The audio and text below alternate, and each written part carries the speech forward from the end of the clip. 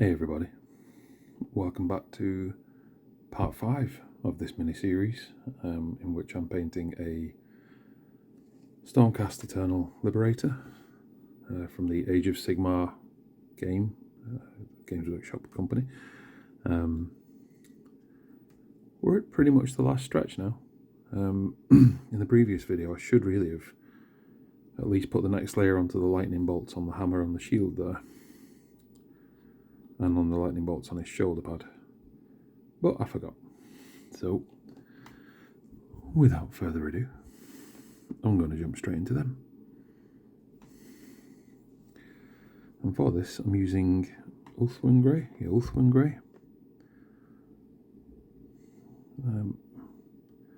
The idea of course being that ultimately these sections I'm painting will be white, but if you were to apply directly white scar, which is the white I typically use as my brilliant white, first of all, it doesn't go on too well onto this darker shade of grey, if you will. It's nice to layer it up, but also by adding layers of grey and lighter grey and then a grey 50-50 with the white, you can build up a nice, when you apply that final edge highlight of the white onto it, gives it that nice really sharp point, so the white really does stand out. And whilst I've always said throughout this little mini series that you shouldn't really worry too much about getting things perfect on a miniature, especially if it's a rank and file miniature, there are certain details on every model which stand out. And at the risk of boring you to tears, I have waxed lyrical about how much I really like the shields on the Stormcast Eternals, especially these Liberators. To be fair, the Thunderstrike Warriors, the Vindicators, their shields are even nicer because they've got the image of Grungni, the Dwarven crafter god. Well, a mix of Grungni and Sigmar on it.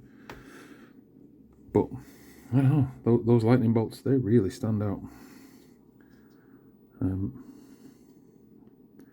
Again, it's that whole, you think of Age of Sigmar, you think of a Liberator, you think of Liberators, you think of the hammer and the lightning.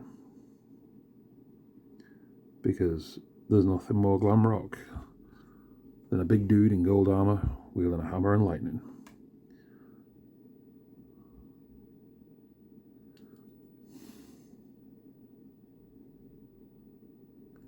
I mean, look at Thor. Come on, the dude's a legend. There we go. So that's the first layer of the white applied to the lightning bolts on the shield and onto his shoulder pad. Sorry, it's a bit out of focus there. Sorry, folks. There you go. So I'm going to go straight onto the next layer. The grey and the white both dry quite rapidly. So I'm just going to add some white scar onto the Ulthwyn Grey. 50-50 mix, as I said earlier on. So it's not going to be that ultra clean, bright white yet. We'll get there.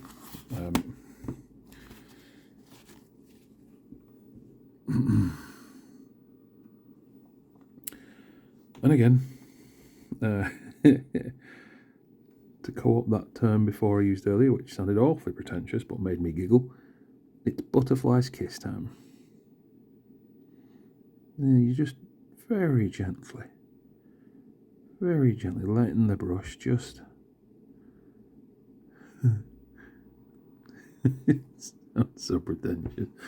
Butterfly kiss the lightning bolt. Man, if I was a less cynical man, I could say that was a nice line from a piece of poetry. But it's not, it's just me being silly.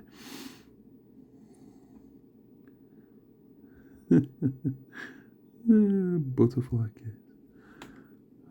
One shouldn't laugh at their own jokes, but I do occasionally make myself giggle.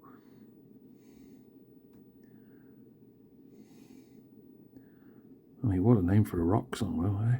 Butterfly kiss the thunderbolt. Man, it's not even that late and I'm not even that tired. And yet this is where my mind's at. It's been a long day in work. And because these lightning bolts are even smaller, what are we going to do? I'm going to butterfly kiss the lightning bolts.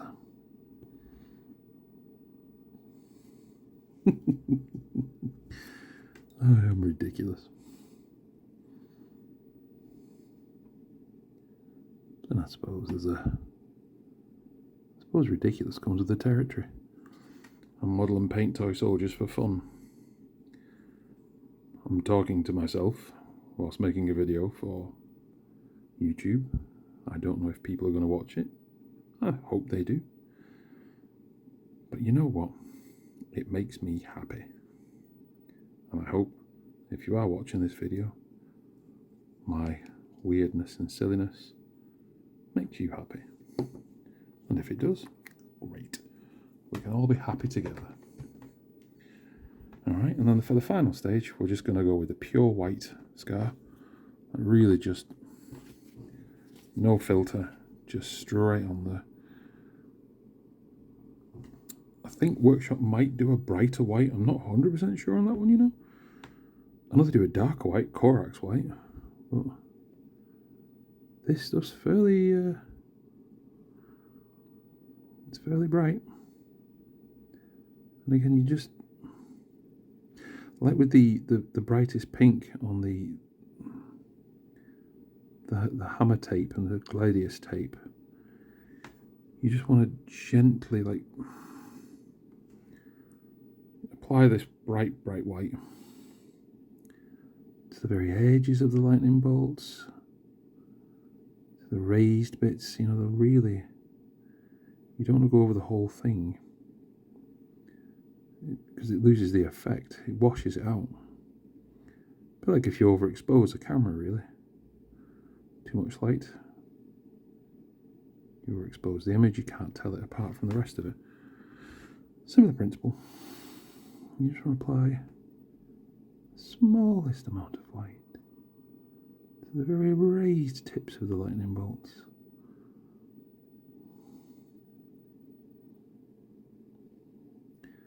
Steady hand time. Steady hand while you hold that butterfly kiss. There we go. That's quite nice, isn't it?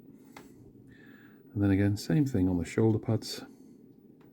Or shoulder pad, I should say. Just a very firm, steady hand. But allowing that butterfly kiss to just land. And that's going to stick with me now for everything. Anybody who watches this video, should we ever meet in life, if you say butterfly kiss, once we both start laughing, stop laughing I should say, we're like, yeah, alright, you've earned that pint.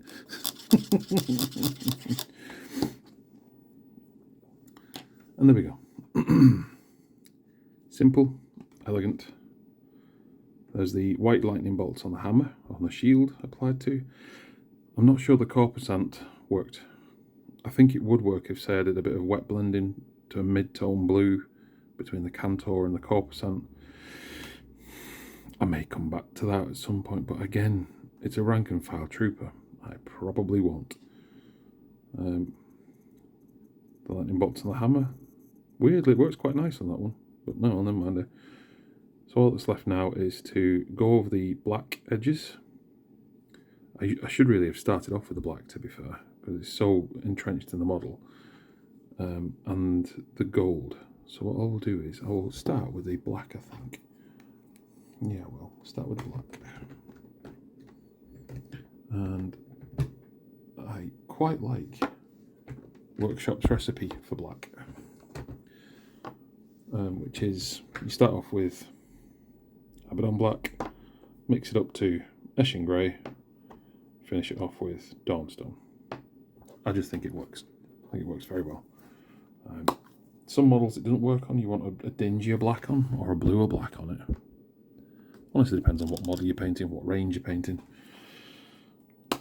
Skaven, for example, they benefit from that dirgier black, that kind of dirty, mucky black.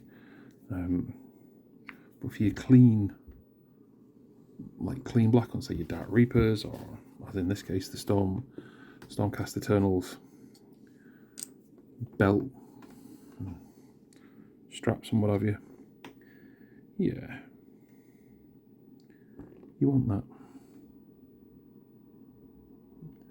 Like clean black.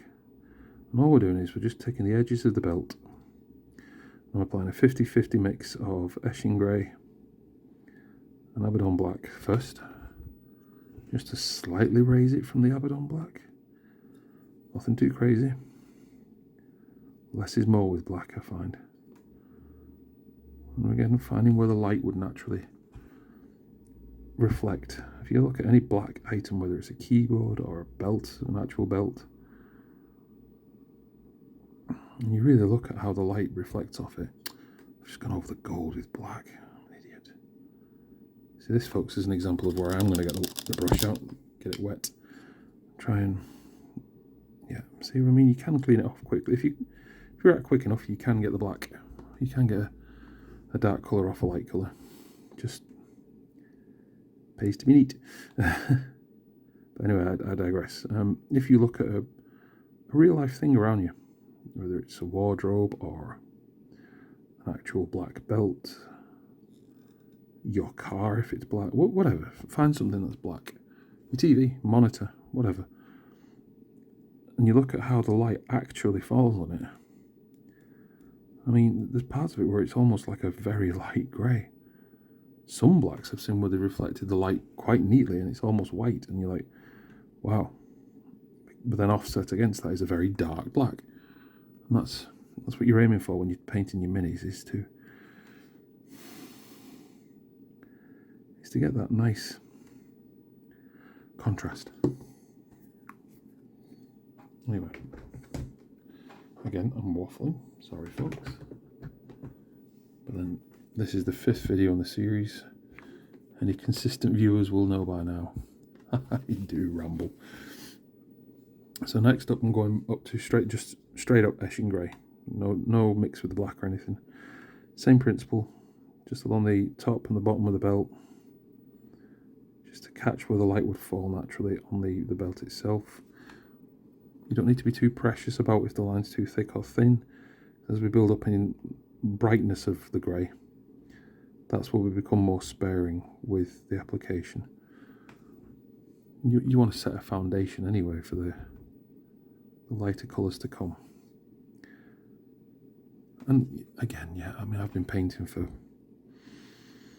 nearly 33 years.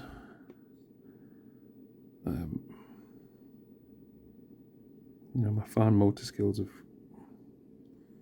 they're quite good by now. They're not great, but they're not bad. And for anybody who's watching this video, especially if you're new to the hobby, and my first attempt at edge highlighting was atrocious. Don't let it dishearten you. Stick with it. This hobby really is rewarding, from model to model, I promise you.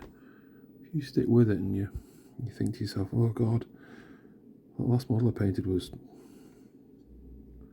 well, crap, quite honestly. And then you paint another model and you think, it still looks crap. Put them side by side. I promise you, because you've spent so much time on the model, you devoted so much of your creative self to it, you will notice a difference. It might not be world staggeringly good difference. The difference might be very minute, but it will be there. And eventually, you get good, and who knows, great, and perhaps even one day a master. I don't know. I'm certainly not there. Anyway, I'm now moving on to the next layer of highlights with the black, and I've applied a 50-50 mix of Dawnstone and Eshin Grey to my palette. And again, I've loaded my brush up.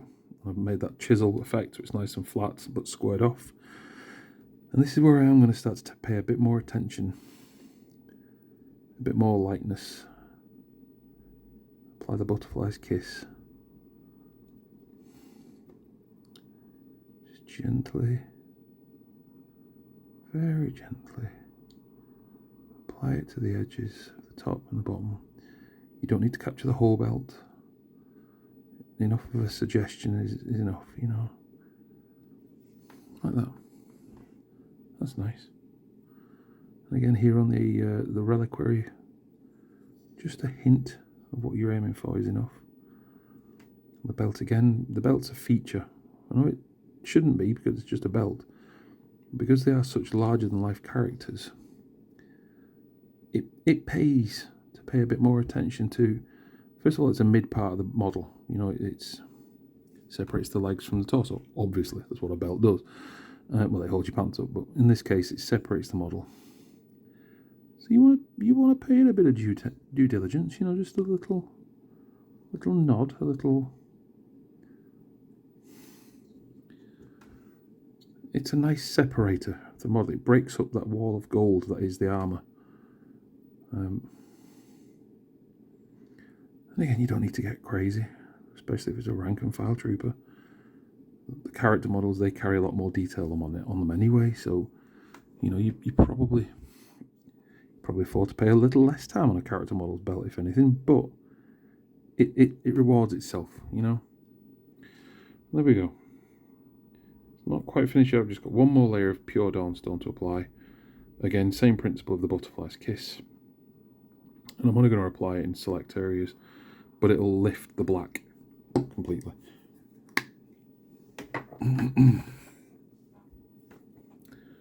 Just get a bit more not Dawnstone. Yeah, Dawnstone. I was right. I think I've applied too much water to my wet palette because every brush stroke is just moving all around the place. Anyway, so there we go. I've loaded my brush up with Dawnstone, giving it a nice point, and it really is just those small edges. They don't even need to be the full length of where you've already covered on the belt, to be honest.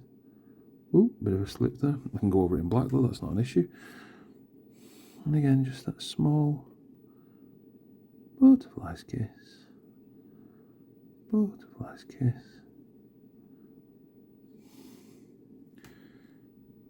Look at that. It's nice, isn't it? It's nice. Nothing fancy, but it's nice. Works a treat. And for anybody who's watching these videos, first of all, thank you. I really do mean it. I'm very grateful for people who watch it. You know, if nothing else, I hope it entertains you and you're enjoying what I'm producing.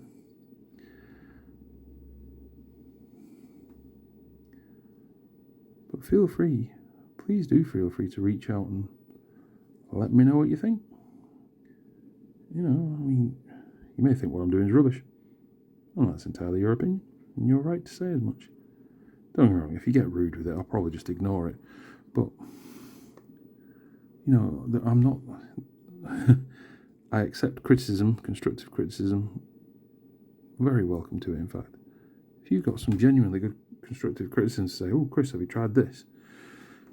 If I haven't, I certainly will. If it works, I'll pay the props out. You know, like, cheers to this person for helping me with this. Helped to wonder. Now, as I mentioned earlier on, I was going to go over a bit of the belt in black again because I went over it too much. So I've just got some pure wood on black out. I'm literally just going to aim it for the middle of the belt. And just... It's quite nice actually because now you can see the differentiation between the edges of the belt and the highlights. Now some folks, quite a few of my friends actually, prefer to paint the whole belt of light grey. So let me just get into focus and then go over the middle bits with black. Honestly, there's no right or wrong way to do it. I like to do it this way. It's how I learned to do it. It works for me. But you honestly use whatever method works for you. It's your model, it's your art. Far be it from me to be the one to tell you how to do these things. And as I said just now, if you know of a better way to do whatever I'm doing here, one that'll either save me time or God bless me my eyesight, I'm not a young man anymore, please do get in touch. I will happily try something new if it works. I'll be like, yep, cheers, Bob, or whatever name you are. Nice. Just a nice bit of black there in the middle. There we go. Okay, so last but by no means least on this model are edge highlights on the gold and the silver. Oh, and the transfer. I might do the transfer off camera because honestly, there are 1,000,001 videos out there in the world to show you how to apply a transfer, and I know this isn't necessarily a video series on how to paint, but honestly, is watching someone apply a transfer all that interesting? It's very procedural. It's the same no matter how you do it, and it's quite boring, honestly. Once you put it into place and you've applied the whatever softener and decal stuff that you use. I use Microsoft Microcell Microsets. I'll just bring them into shot for you. I use these two. There are other decals available. I use these because I just like them, but it's a fairly boring process. If you want to see how it's done, go to the decals website. So I don't think I'll show me applying the transfer to this shoulder pad. I'll see how I feel after I've finished doing the edge highlights on the trim of the armour and the hammer itself. But yeah, the last bits I'm going to do are the very edge highlights of the armour itself and the hammer. And for those, I'll be using, for the gold, I'll be using Liberator Gold. Don't be fooled, folks, it honestly looks like silver going on, but it's a really nice colour.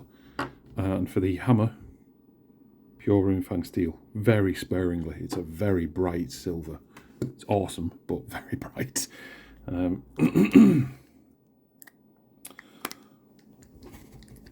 Just give the gold a bit of a shake. There we go. So without further ado, let me just apply some gold to my palette. Some Liberator Gold.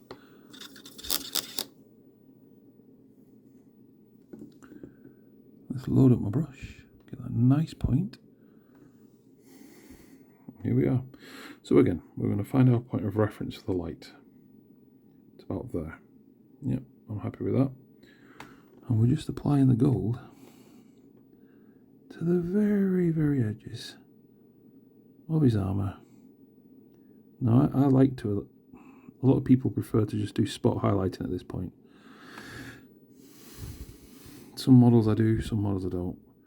But this gold against the rest of the gold just looks so nice that I tend to go a little overboard with my edge highlighting. Just a little overboard. I like almost every edge. But boy, does it lift it. Wow, does it lift it. It looks so good when it's finished. And you'll see when it... Once I've finally finished the model and it's fully dried and cured, I will then do a separate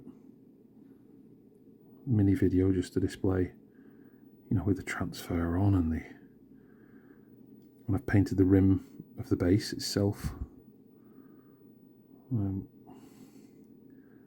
will go over in that video what I've used and where, but as you can see, this gold, unlike the auric armour, you can see it immediately going onto the armour. It's just great. I love Liberator Gold.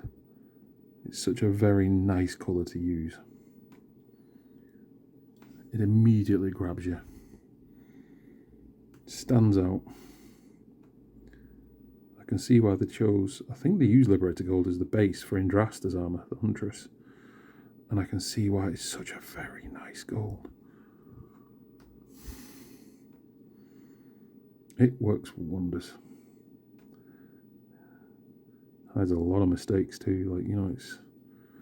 Say if you slipped with the auric armour slightly, or if you've applied a shade too much in parts, just the gentlest dab of Retributor armour, Liberator Gold.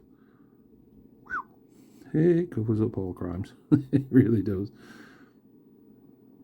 I mean, there's an argument to be made that a good painter shouldn't need to cover up one's crimes, but, well, I'm not. So, and as I was saying earlier on, if any of you know any tips and tricks out there to make something good to be better, or ideally quicker, do get in touch.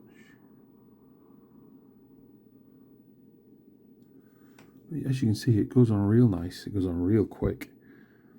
It doesn't require a lot of my time. I am using the butterfly kiss where possible, because I don't want to make a mess. And this is where I was saying earlier on, it really pays to be neat at all stages. This is the stage where nothing less than neat will do. Easier edge highlights. This is the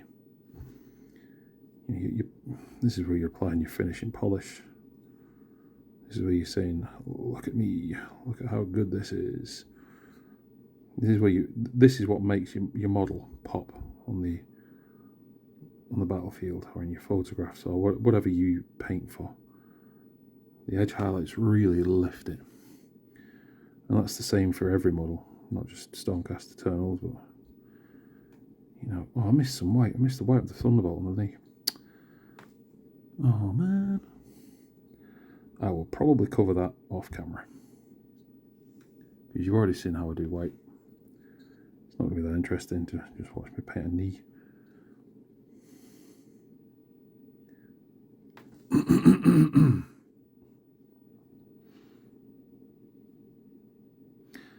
Dee. And again, it's just that nice, finding those raised edges and just letting the Liberator Gold and letting the Liberator model just do the work for you. It's... may have put a bit too much on his left pectoral there, but balance it out, it's fine. It's not the end of the world. Just means those crazy metallic pecs will stand out all the more on the battlefield. Arr. And I'm silly.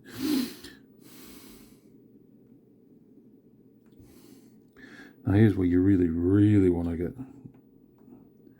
precious, the face. You want to apply gold onto the face, of course you do, because you want the face to stand out, especially if you're going to apply the eyeliner. You really want those bits to really pop, but you don't apply too much on, because otherwise it looks a little garish. Just a smidge here on the head, and that's really nice. It just nicely lifts those stoic, grim features. It's like raw warrior of the God King kind of thing. Turn him around and do the back. I don't think I put any Arakawa on the back, actually. No, I did not. No. Ah, well, it's not the end of the world.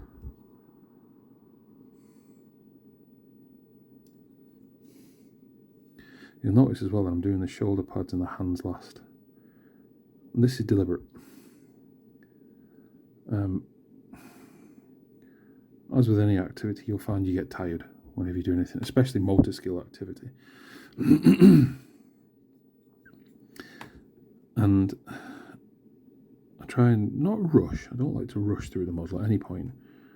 But the bits I know I can just very easily apply paint to, the legs, the torso, the more forgiving parts of the model, I'll do them first, because I'm like, yeah, it's a nice warm-up, if you will. But when it comes to the trim of the shoulders, especially the shoulders, in fact, I want my hand to be nicely warmed up, real steady, but I also don't want to be too tired, so I'll leave it till last, kind of. Well, the shield is last, but the shield's kind of a reward, because it's got nice big raised features again. But again, that's my process. That's why I do what I do. You all may start with the helm.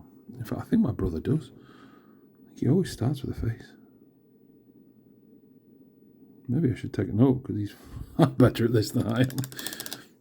As you can see, I've just spilt a bit of gold into the blue. Don't want that, because gold will really stand out. It will ruin your day, Liberator gold, if you go over something with it. So just, there you go.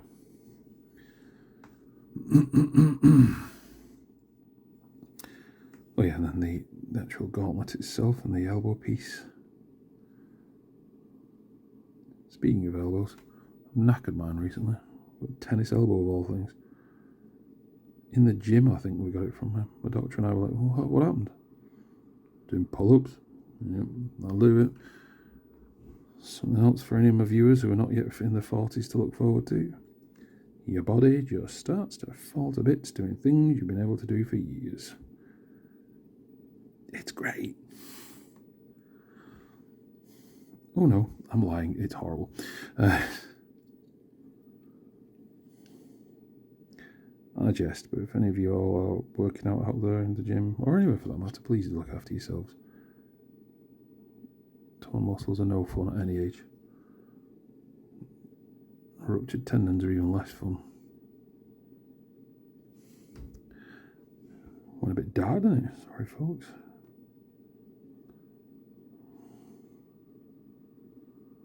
I only raised that up because one, I was painting an elbow, and two, my tennis elbow is now beginning to ache like crazy.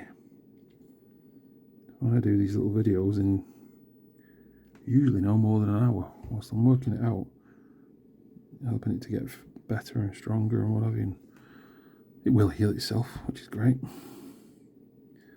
Whilst it is healing itself, I need to give it as much rest as I do exercise. So yeah. But again, I'm waffling on about nothing. Sorry, folks. And there you go. There is the Liberator Gold applied. And as I said earlier on, it really lifts what was... If I bring the other model in, which I'd started painting but I've not finished it, there's the gold on the left. It's nice, it's good, it's got the first layer of gold, and I think it might even have its auric gold on, but it doesn't pop the same way. And again, as with all of them, metals dry and cure better over time, and the Liberator Gold that I've just applied will look better once it's fully cured, but you can tell it just raises the points of the armour you really want to sell. Anyway, so let's just get the Liberator Gold whilst it's still wet on my palette onto my shield. Like I said, this is my little reward for getting the rest of the mini done. Find my point of light. There it is. Oh, something gone over there. That's fine. Man, Liberator Gold, as much as I love it, it will ruin your day if you go over stuff with it.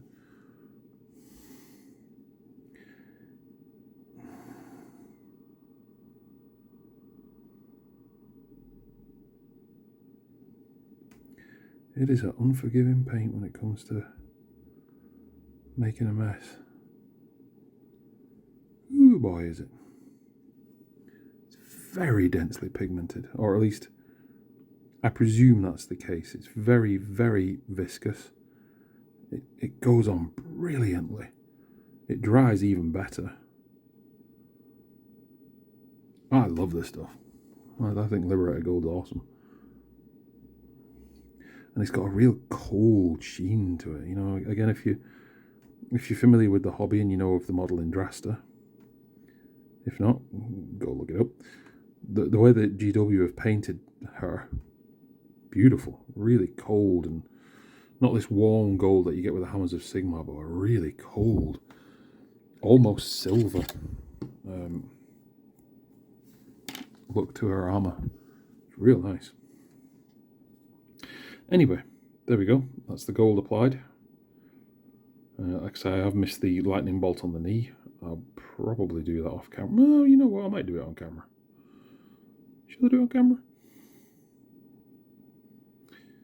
Yeah, I think, well, you know what? I did promise you the silver bits, the edge highlights on the hammer, which I will now do. And this is absolutely, like supreme edge highlighting. Not, and I don't mean supreme as in look at my supreme level of skill. I mean, imagine a butterfly's kiss being held by a butterfly. That level of gentlest of touch. You just want it to just...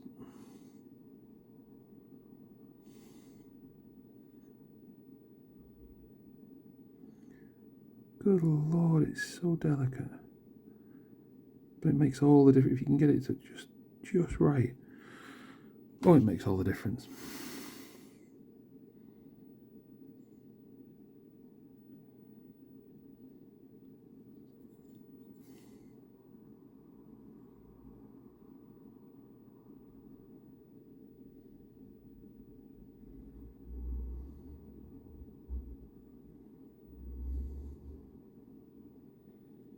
And again, here on the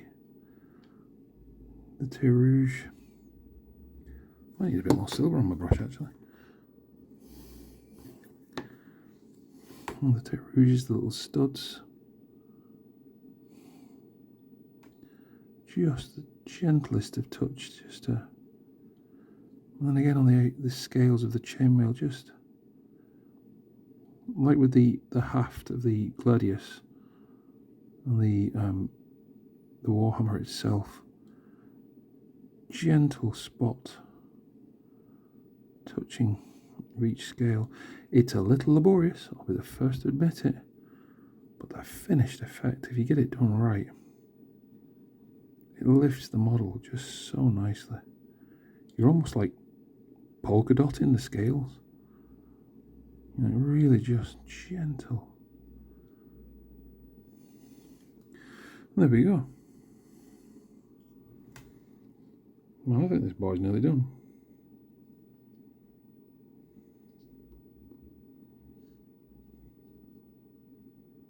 Oh yeah, the lightning bolt on the scabbard of his Gladius as well. Gladius? I don't know what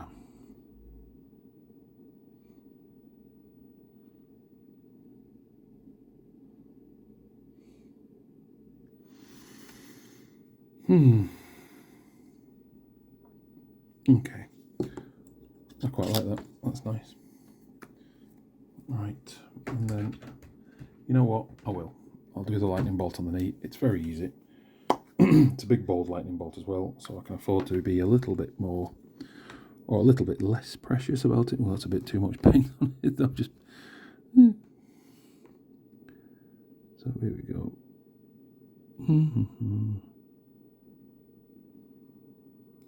It's another nice feature of the models. These incidental bits, the incidental embossing of a lightning bolt on a knee. How rad is that?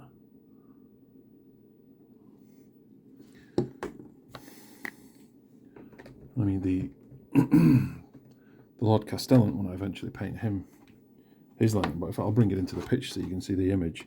Oh, sorry, dude. Like, his lightning bolt's got a blue background, and it's just, oh, look at all the detail on that. I can't wait to paint it. Beautiful. It really is.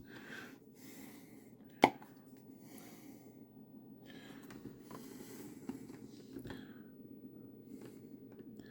think he'll be my reward for painting this unit up. Yeah, let's use it that. That'll keep me honest.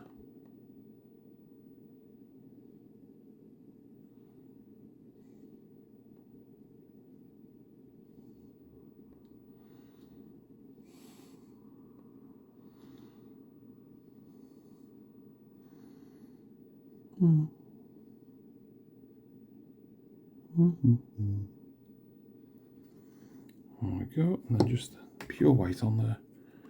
Just get a pure white in. Really go to town with just, really load your brush up with as much white as you can. You really want it to pop.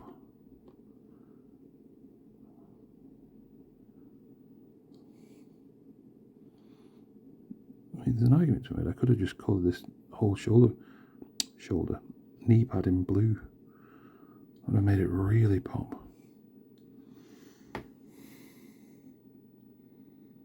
I might yet do that. I might come back to it and do that, but yeah, that's nice.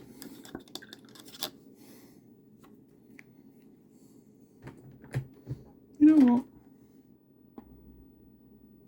Should I? Shouldn't I? I think there's a bit too much blue going on if I do that though. Let's leave it. He is a rank and file trooper. So there we go, folks. Little mini series of 5 videos from start to finish. One Liberator of the Stormcast Eternals painted up. It's arguably not my best work. It's certainly not great by anybody's standards, but it does the job. You can tell it's a Hammers of Sigmar Liberator. It's nice. It will certainly stand when there's a unit of them stood on the battlefield. They'll all look good together. As I said, once I've applied the, I'll bring the brush back in. Once I've applied the lightning bolt transfer to its shoulder pad, once I've painted up the trim of the rim of the base itself, I might just do another quick show and tell to say, oh, there you go, folks. There's the final product.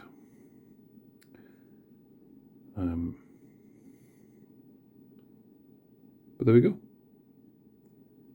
Thank you very much for having patience with me on this video. Thank you for watching. If you have liked this video, please consider liking and subscribing to this channel. Or don't. It's your life, your journey. Regardless, I appreciate you watching. I know I've enjoyed doing it. I don't know what that was. Thank you very much for your time. And I shall see you again soon in the next series of videos. Ta-ta.